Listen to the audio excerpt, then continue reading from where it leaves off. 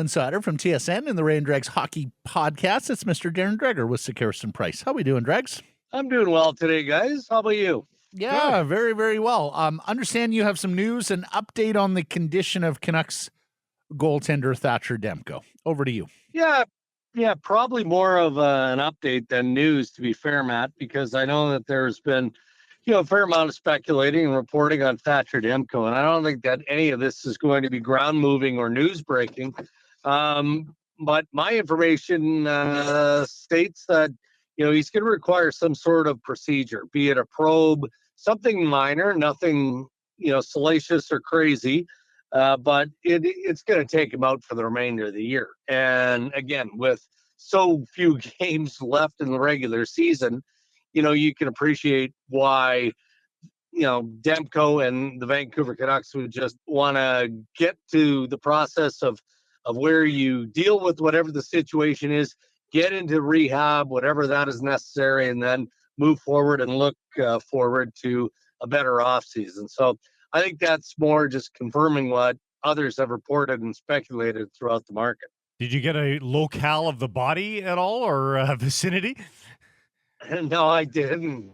But again, when you think of probe, there are, I guess, a number of areas of the body that can be probed. But I've gotten pretty slick in that regard, like over the years. Rather than upper or lower, when you say probe or a procedure, then you cover everything. So for a goaltender, usually the knee, but we hear usually, you're not confirming or denying. Usually. Yeah. I mean, at this point in the season, I mean, heck, if it was a bruise, why would you risk your number one commodity? And I think he might indeed be their number one commodity at this point, right? Yeah, no, I agree with that. And man, he's had a good year. There's no doubt of that. I mean, how many games did Thatcher Demko keep the Vancouver Canucks in the mix, or did he steal a game along the way? Yeah, lots of them, to be fair. So, this is, I think, part of the wear and tear that's gone on with a lot of players around the National Hockey League. I look at the fact that the NHL is about to accomplish an 82-game regular season schedule, and I'm blown away because of especially the second half of the season. First half there was postponements and the COVID watch was red alerts and all of those things. Second half, the NHL just said, "Oh no, hold on, pedal to the metal. Post-Olympics, we're not doing the Olympics. Let's just go full out." And that comes with a cost. That comes with an expense. And the truth is, that is the wear and tear on players, and none more than the goaltenders. So I think this isn't a 5-alarm fire by any means in terms of what Thatcher Demko needs to get done. But I think it is a realization that, these guys put their bodies on the line, and through a normal 82-game regular season schedule, they deal with these things. The fact that this was a condensed year and Demko has to, get the medical attention that he needs to get done to be ready for a strong off season and be ready for training camp, I don't think there's anything wrong with that. I wanted to find out to see if, because of our perspective here in Vancouver, it feels like, everybody's playing their goalies way more because Thatcher Demko had such a prolific season in the games played column. I went back and looked at the last full season, 18-19, and there was 8 guys over 60 games, which is about where that will likely end up for this season. So it's not that, but it is the condensing of the schedule that likely is taking its toll more than anything else, huh? Yeah, I think so. And lack of practice time, lack of downtime. When I look at the number of teams that, have accumulated points, individual players who have had great seasons, all of that, you chip away at some of the reasoning behind it. And, the NHL is in a pretty good place, I would think, offensively. It's an entertaining brand of hockey. But how much of that has to do with what these players have been through? And I think of goaltenders right off the top, and if a goalie doesn't have the rest period that he needs, or he's not able to, balance rest and practice, well, how much does that influence or impact his game? And then how much does that influence scoring? And, you know, you go from there to defense and then to the forward. So I think that there are a lot of factors, but, you know, hockey players are athletes in general are never going to complain about the workload, most of them anyway. But I would think that, you know, when you get toward the end of some of these players' careers, wrap it up, they're going to look back at this stretch of the pandemic and say that was, you know, the most trying by far, you know, obviously mentally, but certainly physically, and none more than the position of goalie. Well, and if I'm not mistaken, Freddie Anderson in Carolina. Yeah. Now you see Saros in Nashville, and Tristan Jarry in Pittsburgh as well. Yeah. Like there are some goaltenders who are, you know, you wonder how effective are they going to be in the Stanley Cup playoffs here next week, right? Because of what they've had to deal with in late season. Yeah. Late season injury. I mean, how ready can they be, man? How ready can they be? Like, you know, Freddie Anderson has a history, and this isn't you know, a criticism of Freddie Anderson. He, you know, his workload this year has been tremendous with the Carolina Hurricanes. He's been terrific. So he gets dinged up. They go through the MRI. The MRI doesn't show anything that could be perceived as being, you know, season ending, but it's enough that he's going to be on the shelf. Well, the Carolina Hurricanes are a different team with or without Freddie Anderson. And there's some speculation that he may not be quite ready for the start of the playoffs. You look at Tristan Jarry in the year that he's had with the Pittsburgh Penguins. I mean, any team that is a Stanley Cup worthy team, or, you know, those teams that have locked down a playoff spot with sketchy goaltending, I mean, you almost feel like you're playing on borrowed time. So I do, again, I'm repeating myself here, but I feel like goalie especially has been, you know, damaged most and has taken up the most stress through the pandemic and the condensed schedule. Hey, Casey DeSmith or our old friend Louis Domingue in Pittsburgh. If Jarry can't go. Big save Dave in Nashville. If Saros, guys, does Robin Lehner get the Vegas Golden Knights to the playoffs if he's on the top of his game and fully healthy? So let's dovetail to there before we leave the goalies. That's a good soap opera. I'll pay to see that reality documentary right now. What do you think is boiling? Is Pete DeBoer going out in a blaze of glory here? Does he know? Do you think he is done? Is there a way to salvage this? Well, it just, look, when you're not able to control your own destiny, then you're essentially done, aren't you? Like, I mean, you look at what the Vegas Golden Knights are facing with the two remaining games, or one. Well, what have they got? Two remaining games. I mean, it's such a significant issue that they're facing across the board here. And, you know, I know there are going to be many that are super critical of how they handle Rob and Lehner. I mean, they've been on life support for how long? The better part of the second half of the season. And, you know, there was much reporting about Robin Lehner and the health issues, but he kept staying in there. And the team kept saying, no, he doesn't need surgery. He's going to be fine. And he stayed in there, and he stayed in there until physically, obviously, he's not able to stay in there anymore. And it's not like Vegas was pushing him. You know, would they have preferred that he battled for another week or more to try and give them even a better chance of making the playoffs? Probably. I don't know. It seems likely, but it also seems likely that Robin Lehner stepped in the last few days here to say, okay, I'm done. I can't do it anymore. And we know I need surgery. I know I need surgery. I'm going to have the surgery. And I think it was just the timing of it all that has really boiled, you know, the Vegas Golden Knights into the ugly soup that they're in right now.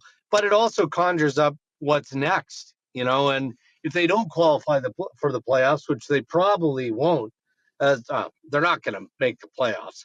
Now you look to the future. This is a team that is already, you know, over the cap for next year. And if you have to throw Robin Lehner into the mix and the possibility of them having to make an adjustment to that goaltending, I mean, Kelly McCrimmon is not getting an off season. He's not getting an off season. He's going to be working at that salary cap and all the holes that he's going to have to fill all summer long. Where does Vegas go for a replacement coach if they need one? And would they have eyes on Bruce? Yeah, I'm just not, you know what, fellas? Let's just look back at history here. They dumped Gerard Gallant because tactically they felt like Pete DeBoer was a better option, that he was a better strategist. In the moment, he would probably be better and he'd give them the edge to win a Stanley Cup. And I'm not saying Bruce Boudreau isn't a better option. You turn away from a coach, the quality, the caliber of Pete DeBoer, you're starting to run out of bullets there on the management side of things. I could be dead wrong, 100% wrong. I'd be surprised if Pete DeBoer were let go. I'd be very really wow. Yeah, for us on the outside, my goodness, that feels like it's a fait accompli. That's interesting. So do you think Lehner's back? Like, do you think that relationship is back next year? No, probably not. Look again. We're just speculating here because, out of respect for where the Vegas Golden Knights are, and they're right at the end of it. I'm just looking at the bigger picture. When I see Pete DeBoer come out after that 3-2 loss to the New Jersey Devils, and I think he said, well, their goalie was better than ours. You're talking about 1-goal game, and now granted, 2 of those goals weren't very pretty, but Robin Lehner was also, he was playing hurt, and he's probably been playing hurt a long, long time. I'm looking more at the pedigree, the experience, and the respect level that Pete DeBoer has earned to this point of his NHL career.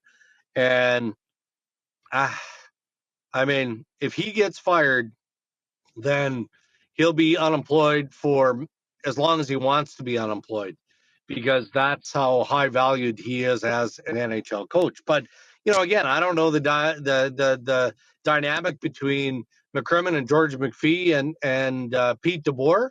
I just know what I see. And what I see is, a very experienced, high quality coach, but also a coach who's at odds with a goaltender who, he said wasn't going to require surgery, and then a day or two later now requires surgery. So I guess anything is up in the air at this point. Mm. You told us last week things looking very good for a Bruce Boudreau return, whether that's with a contract extension or just playing out the option. Our buddy John Shannon on Monday said, if it was up to Francesco, I think things would already be done, which everyone on Twitter said, all right, Francesco, then stroke him a huge check and a huge for the first time they wanted ownership medal. Exactly. Yes. But answer me this, is the delay at this point is, and I know delay may be the wrong word because we're going to deal with it after the season, but is there anything out there that so intrigues and attracts Boudreau that would cause a delay? No, I don't think so. This is in the hands of the Vancouver Canucks. And Bruce has made it publicly apparent he wants to stay in Vancouver. But look, when you go into the offseason with a coach who has options, depends on who you believe, how that option kind of breaks down. You're playing a bit of a dangerous game. Like, Bruce Boudreau is a very successful NHL coach. So again, when you look at all the teams that are potentially in the market for a coach, why wouldn't he be attractive? Of course he would be. But then you look at it from Boudreau's perspective, where he's like, look, I was unemployed for a long time. And, the Vancouver job for him was a godsend. I think that there would be a high level of loyalty from Bruce Boudreau's perspective to the Aquilini family and Jimmy Rutherford. And we've talked about this before, but the Aquilinis most definitely had keen interest in Bruce, which is why he is the head coach of the Vancouver Canucks. But they ran all that stuff by Jimmy before Jimmy was hired as president of hockey operations for the Vancouver Canucks. I'm repeating myself, and I do this a lot on your show, guys. I apologize, no, but no. I do feel like this is a teaching moment or opportunity for Rutherford to show Pat Alvin, not that Patrick Alvin needs a whole lot of schooling and whatnot to be a full-fledged NHL general manager. He's been around a long time. Why not go through the process, right? Let him have a say in it. But, you can't refute fact. And, just the feel in the marketplace with Bruce there and the success that this team has had. And then, oh, by the way, you have an owner who identified Bruce Boudreau initially as somebody who could come in and replace Travis Green and help tame the market with you doing the dual firing of Jim Benning as well. So there could be some convincing required by management if they decide to go a different direction. I just don't think that's going to be likely. And I know they don't often consider the fans in these sorts of equations. This is pretty unique in that the fans seem to have really taken to Bruce Boudreau. I don't know how long this kind of a contract is going to take to hammer out, but I would think that both sides kind of know where they're at. It'd be great if this thing could get tied up before the final home game of the season tomorrow. They would make all sorts of headlines and really get the crowd going if they announced it tomorrow. And they would change the narrative from Canucks miss playoffs to Boudreau back next year. Yeah, there'd be a different story coming out of that final home game. Yeah, but how many people there, fans, I'm saying, actually believe that there's a big divide there? I mean, of course, when you go into a contract negotiation, there is an opportunity for the piece, in this case, Bruce Boudreau, that you want to keep, that you've kind of been, kind of drifting out there because you haven't hammered it down. But does it really matter? Does it really matter? Do you think that if on the 5th of May they announced that they've extended the contract of Bruce Boudreau, that 4 or 5 days, whatever it is, of the narrative and the reporting in Vancouver is actually going to have any impact on the Vancouver Canucks at all? No, I don't think it does. It won't. It's just not done in front of a live audience where they can actually give you that feedback and it will make an indelible mark on them because the Bruce There It Is chance will start up. It's just an opportunity for a little bit of a festival atmosphere, And you're trying to get season ticket subscribers to renew, and in they'll some remember cases, that moment. You're asking for increases of nearly 20%. So, sometimes the discerning season ticket subscriber. It's a selfish media folk looking for fun. And, we're all in it. We're all in it. I get it. Yeah. So you say fun at 31-15-9. I'm looking for justice for Coach Boudreau. Darren, thank you for this, my man. You have a great week. We'll catch up next Wednesday. Okay, guys. Thank you.